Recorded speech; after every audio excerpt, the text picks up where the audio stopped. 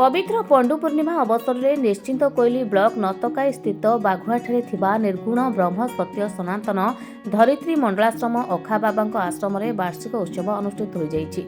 उक्त उत्सव में लोकसंत ब्रह्म अवधूत गोस्वामी अखा बाबा योगदान करी समाजर मंगल धर्मर रक्षा पाई समस्त को जागृत हेबाकु पड़िबो बोली मार्गदर्शन देवा सहित व्यक्ति निजर व्यक्तिगत जीवन सुधारिले ही सामाजिक और राष्ट्रीय सुधार संभव बोली आह्वान देथिले। ए कार्यक्रम में आश्रमर समस्त संघीय गुरु भाई भौणी एवं ग्रामवासी माने योगदान करी कार्यक्रम परिचालन में सहयोग करथिले।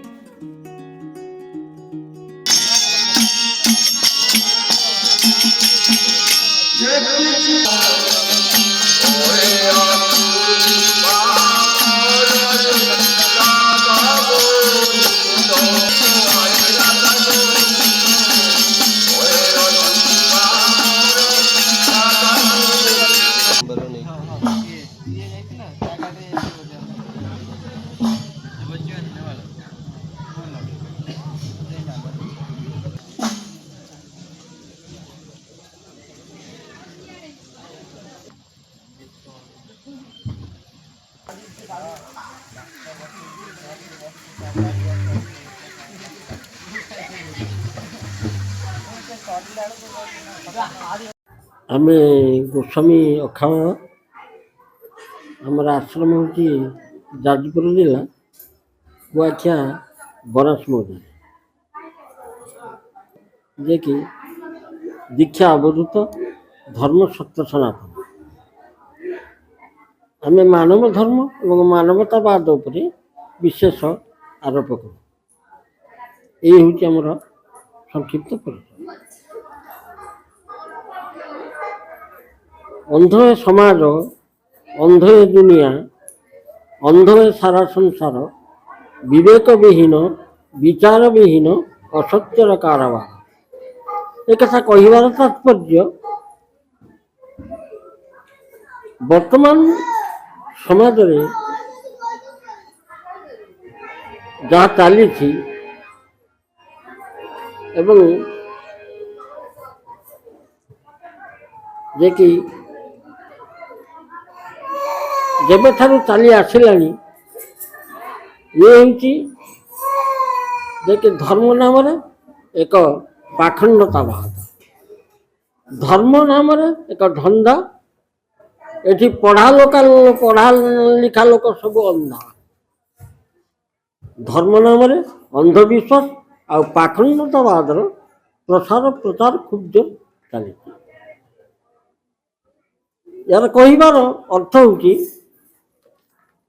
जे कि समस्ते कहते भारत स्वाधीन है, किंतु आम विचार भारत एपर्यंत पूर्णत भाव में स्वाधीन हुई नहीं।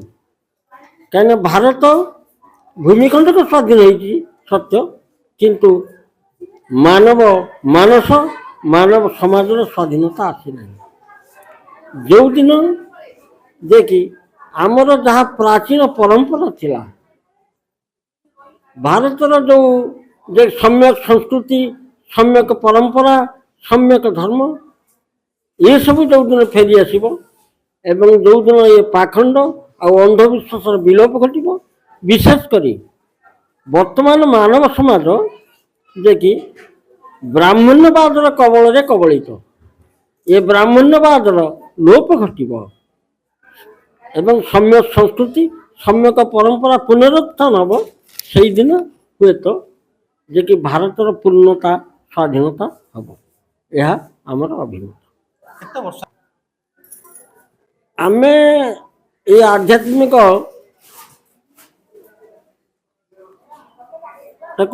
कि आध्यात्म आमर संपूर्ण भाव कह गले जो आमको 8 वर्ष बयस होता से आमे जे कि परमार्थ धर्म ए विषय आमर धारणा सृष्टि होता नहीं कहारी ठारू आम सेमती ज्ञान पाई नथिलु।